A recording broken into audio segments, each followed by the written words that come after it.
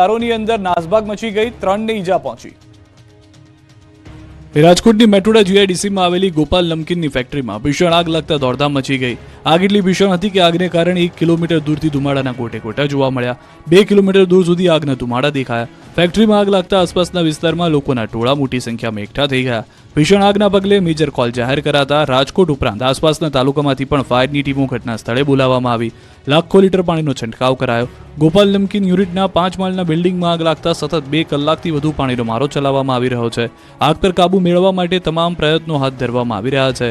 Fire બ્રિગેડના જવાનોની સાથે સાથે ગોપાલ નમકીનમાં કામ કરતા કર્મચારીઓ પણ આગ પર કાબુ લેવા માટે જહેમત ઉઠાવી રહ્યા છે। બારીઓના કાચ તોડીને અને ચારે દિશામાંથી ફાયર બ્રિગેડ દ્વારા પાણીનો મારો ચલાવી આગ પર કાબુ મેળવવામાં આવી રહી છે। આ ઉપરાંત ખાનગી ટેન્કર પણ દોડાવવાની ફરજ પડી, છતાં આગ એટલી ભીષણ હતી કે કાબુમાં આવવાનું નામ લઈ રહી ન હતી। આગના કારણે આખી ફેક્ટરી બળીને ખાક થઈ ગઈ। ફેક્ટરીમાં વેફર, ફ્રાઈમ્સ, પાપડ જેવી વસ્તુઓનું ઉત્પાદન અને પેકિંગ થાય છે। મોટા પ્રમાણમાં પૂંઠાના બોક્સ, તેલ અને પ્લાસ્ટિકનો જથ્થો છે, જેથી આગ વધુ પ્રસરી છે। વસ્તુઓના કારણે જ આગે ગણતરીની મિનિટોમાં વિકરાળ સ્વરૂપ ધારણ કર્યાનું અનુમાન છે। પ્રાથમિક દ્રષ્ટિએ શોર્ટ સર્કિટ થવાને કારણે આગ લાગી હોવાનું અનુમાન છે। વાપી નજીક અમદાવાદ મુંબઈ નેશનલ હાઈવે પર દોડતી એક કારમાં આગ લાગી હતી। વાપીની એક ટ્રાવેલ એજન્સીની કાર પૂર ઝડપે વાપી તરફ આવી રહી હતી, જે મોહન ગામ ફાટક નજીકથી પસાર થઈ રહી હતી। એ વખતે જ કારના આગળના ભાગમાંથી ધુમાડાના નીકળવાની શરૂઆત થતા કાર ચાલકે તાત્કાલિક કારને થોભાવી કારની બહાર નીકળી ગયો હતો અને થોડી જ વારમાં કારનો આગળનો ભાગ આગની જ્વાળાઓમાં લપેટાઈ ગયો હતો।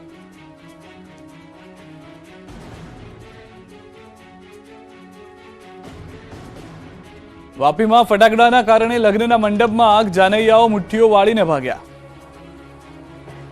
વાપીના છેવાડે આવેલા ડુંગરા તળાવ નજીક આગ લાગી હતી। રાજસ્થાન ભવનની બાજુમાં આવેલા મંડપના ગોડાઉનમાં આગ લાગતા જ આસપાસના વિસ્તારમાં દોડધામ મચી ગઈ।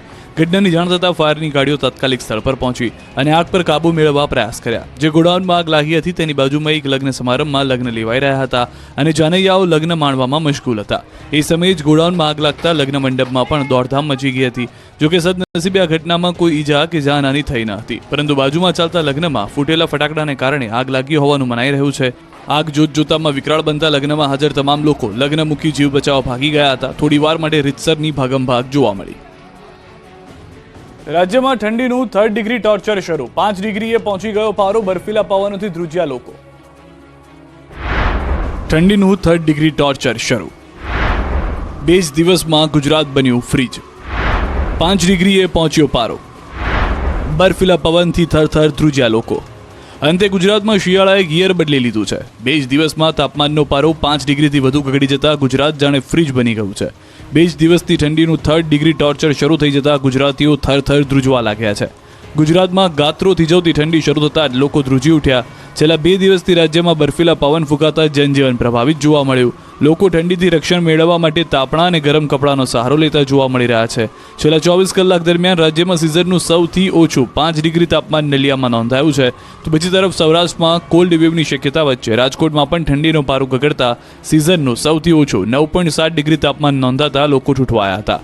તો અમરેલીના ધારીમાં 8.1 ડિગ્રી, દાહોદમાં 8.2 ડિગ્રી, નર્મદામાં 9.1 ડિગ્રી, થરાદમાં 9.6 ડિગ્રી, ડીસામાં 10.6 ડિગ્રી, ભુજમાં 11 ડિગ્રી, અમરેલીમાં 11.8 ડિગ્રી અને અમદાવાદમાં 13.4 ડિગ્રી તાપમાન નોંધાયું છે। બીજી તરફ 10થી 15 કિલોમીટરની ઝડપે બર્ફીલા પવન ફૂંકાતા અમદાવાદ સહિતના શહેરો હિલ સ્ટેશન બની ગયા છે। ઉત્તર ભારતમાં હિમવર્ષાના પગલે ઉત્તર ગુજરાતથી લઈને દક્ષિણ ગુજરાત સુધી ચારે તરફ તીવ્ર ઠંડીનું મોજું ફરી ગયું છે। -3 ડિગ્રી તાપમાન પહોંચતા માઉન્ટ આબુ થીજી ગયું।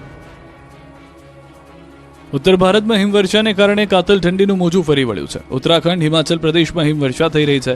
હિમાચલ પ્રદેશના પ્રવાસીઓની પસંદ કુલ્લુ અને મલાનીમાં હિમવર્ષા થઈ રહી છે, જેના કારણે પ્રવાસીઓની સંખ્યામાં પણ જોરદાર વધારો થયો છે। હિમવર્ષાના કારણે ખૂબસૂરત નજારાઓ જોવા મળી રહ્યા છે। ઉત્તરાખંડમાં પ્રવાસીઓ હિમવર્ષાની મજા માણી રહ્યા છે। બરફની સફેદ ચાદરથી પર્વતો અને વૃક્ષો ઢંકાઈ ગયા છે। ત્યારે ગુજરાતના પડોશમાં રહેલું માઉન્ટ આબુ -3 ડિગ્રીમાં થીજી ગયું છે।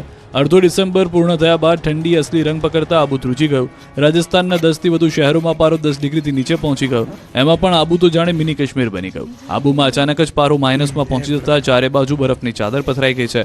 આબુમાં કાર હોય કે ટુ વ્હીલર, ટેબલ હોય કે ઘર કે રોડ હોય કે મેદાન, ખેતર હોય કે ક્રિકેટનું ગ્રાઉન્ડ, ચારે બાજુ બરફની પાતળી ચાદર જામેલી જોવા મળી। પાક પર પણ બરફ છવાયેલો જોવા મળ્યો। ચારે બાજુ બરફની ચાદર પથરાતા પર્યટકોમાં ઉત્સાહ આસમાને પહોંચી ગયો. આ સિઝનમાં સતત બીજી વાર બરફની ચાદર પથરાતા લોકો ખુશ થઈ ગયા. અનેક વિસ્તારમાં બરફ ચવાતા સહેલાણીઓ ઠંડીમાં ઠૂંઠવાતા જોવા મળ્યા. કાશ્મીર જેવા આહલાદક વાતાવરણનો આનંદ ઉઠાવી રહ્યા છે સહેલાણીઓની ગાડી ઉપર બરફ પથરાયેલો જોવા મળ્યો. ઠંડીથી બચવા લોકો તાપણું કરતા નજરે પડ્યા. વડોદરામાં બુલેટ રિપેરિંગ કરવા મુદ્દે ધમાલ, વેપારીને માર્યો. મારામારી, ઝપાઝપી અને સમાધાનના દ્રશ્યો છે વડોદરાના. અહીં એક ગ્રાહકે દાદાગીરી કરી વેપારીની ધોલાઈ કરી નાખી. ગોલ્ડન ચોકડી પાસે એક ગેરેજમાં રોહિત કહારે પોતાનું બુલેટ રિપેર કરવા માટે આપ્યું. બુલેટ રિપેર થઈ ગયા બાદ રિપેરિંગનું બિલ જોઈને ગ્રાહક રોહિત ભડકી ગયો અને કયા પાર્ટ્સ બદલ્યા, આટલો ખર્ચ ના હોય, હું પૈસા નહીં આપું કહીને ગેરેજ માલિક સાથે બોલાચાલી કરવા લાગ્યો. વાત એટલી ઉગ્ર બની ગઈ કે બુલેટ માલિક દાદાગીરી પર ઉતરી આવ્યો અને વેપારીને મારવા લાગ્યો. લાફાઓ ઝીક્યા, મારામારી થતા નાસભાગ મચી ગઈ. ત્યારે આસપાસ ઉભેલા લોકો અને મહિલાઓ વચ્ચે પડી હતી અને મામલો શાંત કરાવ્યો હતો. આમ છતાં બુલેટ માલિકે ફરિયાદ કરીશ અથવા તો વિસ્તારમાં દેખાઈશ તો મારી નાખવાની વેપારીને ધમકી આપી. ભોગ બનનારે આરોપીઓ ફરિયાદ કરી છે. સુરતમાં 2 દીકરીઓની આબરૂ લૂંટવાનો પ્રયાસ કરનાર નરાધમ પકડાયો. આ એ જ નરાધમ છે જેમણે સુરતની દીકરીઓની સુરક્ષા પર સવાલ ઊભા કરી દીધા. આ એ જ હવસનો પૂજારી છે જેમણે સુરતની દીકરીઓની આબરૂ લૂંટવાનો પ્રયાસ કર્યો. આ જ 21મી સદીનો રાક્ષસ છે જેમણે પોલીસનું પણ નાક કાપી નાખ્યું. પોલીસે ગણતરીની કલાકોમાં જ ઉધનામાં દીકરીઓની છેડતી કરનાર દાનવને પકડી પાડ્યો.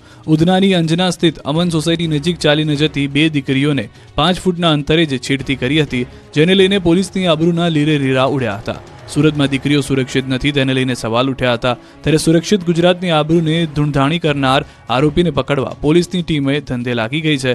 ગણતરીની કલાકોમાં જ હવસખોરને પકડી પાડ્યો. તપાસમાં સામે આવ્યું છે કે ઉન વિસ્તારમાંથી ઝડપાયો આરોપી વિધર્મી છે. સંચાના મશીન ચલાવવાનું કામ કરતો હતો યુવક. સુરતમાં એકલો હતો આરોપી. ઉધના પોલીસે આરોપીને પકડી વધુ તપાસ હાથ ધરી. સુરત અને છોટાઉદેપુરથી પકડાયા ઝોલાછાપ ડોક્ટરો. સુરત પોલીસે જેનું સરઘસ કાઢ્યું છે તે નકલી ડોક્ટર બની અસલી દર્દીઓની સારવાર કરતો. સુરતના કાપોદ્રામાં દવાખાનું ખોલીને નકલી ડોક્ટર બનીને બેઠો હતો. અખિલેશ સિંહ કાપોદ્રાના વલ્લભનગર ખાતે કિરણ ક્લિનિક ચલાવતો હતો. આ નકલી ડોક્ટરને લોકો અસલી સમજીને સારવાર લેતા હતા. આ અંગેની પોલીસને જાણ થતાં પોલીસે ક્લિનિક પર જઈને નકલી તબીબને પકડી પાડ્યો. બાદમાં નકલી ડોક્ટરનો વરઘોડો કાઢ્યો. આ વિસ્તારમાં લોકોને જાણ થાય કે આ ભાઈ ઠગબાજ છે અને નકલી ડોક્ટર છે, એટલે કાપોદ્રાના વલ્લભનગર ખાતે આરોપીનું સરઘસ કાઢી લોકોની માફી મંગાવી. બીજી તરફ છોટાઉદેપુર તાલુકાના મંડલવા ગામેથી નકલી તબીબ પકડાયો છે.